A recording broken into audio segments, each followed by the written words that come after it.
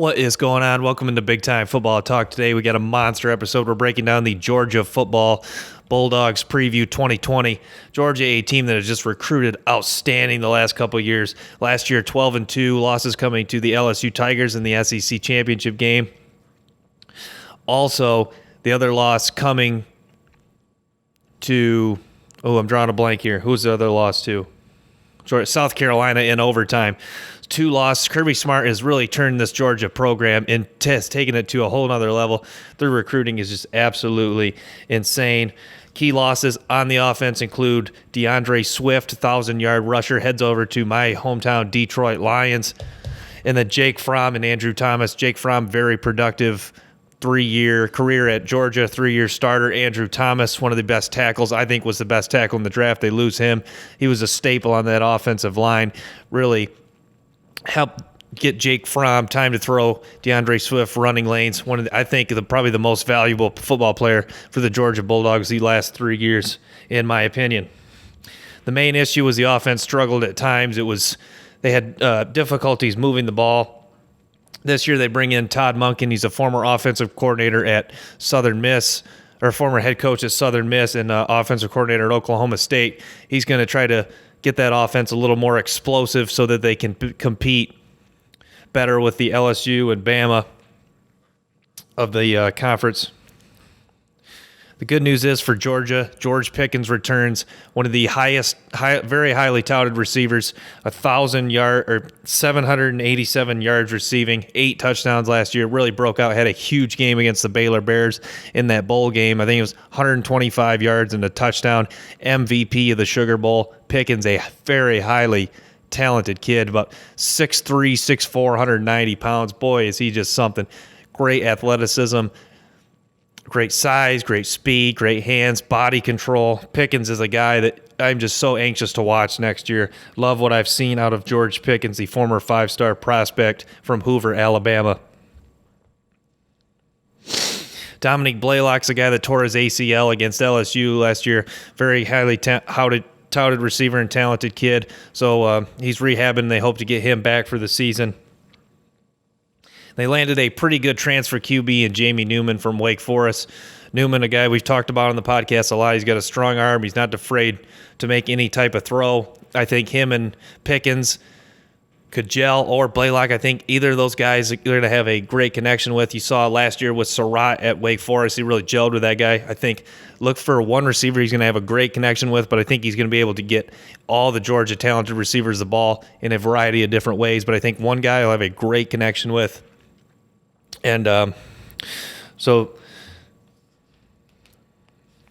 Trey Hill and Ben Cleveland return on the interior of the offensive line. Hill at center, Cleveland at guard. Andrew Thomas going to also lose Isaiah Wilson. He was a starter at the other tackle position. Zahir Wright returns at running back, 408 yards rushing, 3 touchdowns last year. Swift is really going to hurt him, but I thought it was just terrible the way they did not give Swift enough carries in that SEC title game. I thought that was ridiculous. And I think that's partly that, but that's a game where you saw White a little more. You saw what he could do, his physicality. I saw him breaking tackles, fighting for extra yards against LSU. Talented kid. Don't remember if he was a 4-star, 5-star, but Zahir White is a guy that has a lot of talent, and they're going to like to get him the ball next year. They return Malik Henning and Trayvon Walker on the defensive line. The defensive line and linebackers should be very strong. Monty Rice, the returning tackler, comes back in the middle linebacker position. Nolan Smith's a guy that was a former number 1 overall recruit. He returns at the linebacker position. So that's huge there. Richard LeCount was their leader in interceptions. He returns at the safety position. The schedule, somewhat tough, especially early on. Virginia could be a tougher game because it's just week 1 and their new offensive coordinator. They're going to try to see what they have there. And then Alabama week 3, I'm so anxious to see this game. I think this is a game that could be tough because their offense is probably not going to be gelling yet week 3. So I think they could lose to Alabama, but I don't see Georgia losing another game other than Alabama on that schedule this year. And it's a telling game really to see where their offense is at that point and see what other steps they need to take to improve as a team.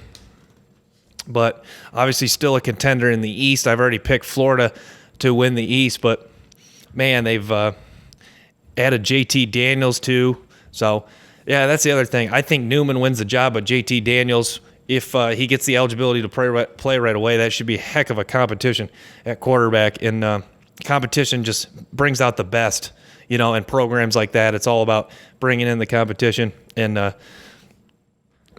try improving, getting better. But Alabama week 3, can they finally get over the hump? Alabama has just kind of become like the Florida State to Clemson, the Ohio State to Michigan, the team that's just in the way of Georgia, that they're just dying to beat to try to get to that next level. You see, they lost to Bama in the national title game.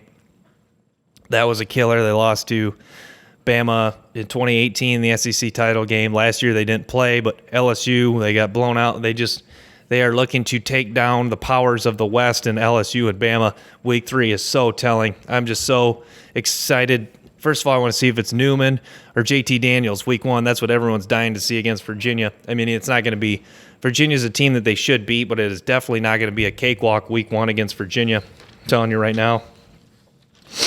So, but the defense only going to get better. I mean, last year they didn't have – a lot of talent. They called it their no-name defense. Tyler Clark is only one of their main losses. This is a team that's just, with the talent they're bringing in, it's just going to gel with some of the new young talent and just creating more depth. That they use their depth very well. Nolan Smith, the 5-star number 1 recruit, we'll see if he can take his game up to a whole nother level. But Georgia, I'm just so anxious to see these receivers play.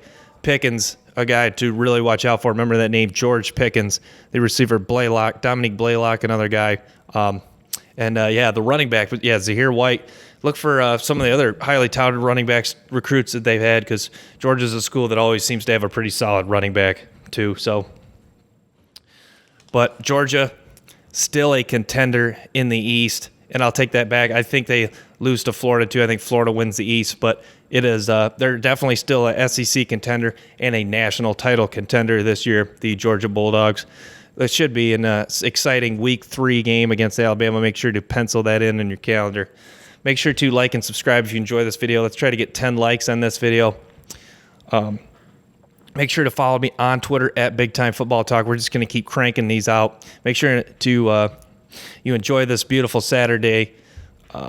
Until next time, peace.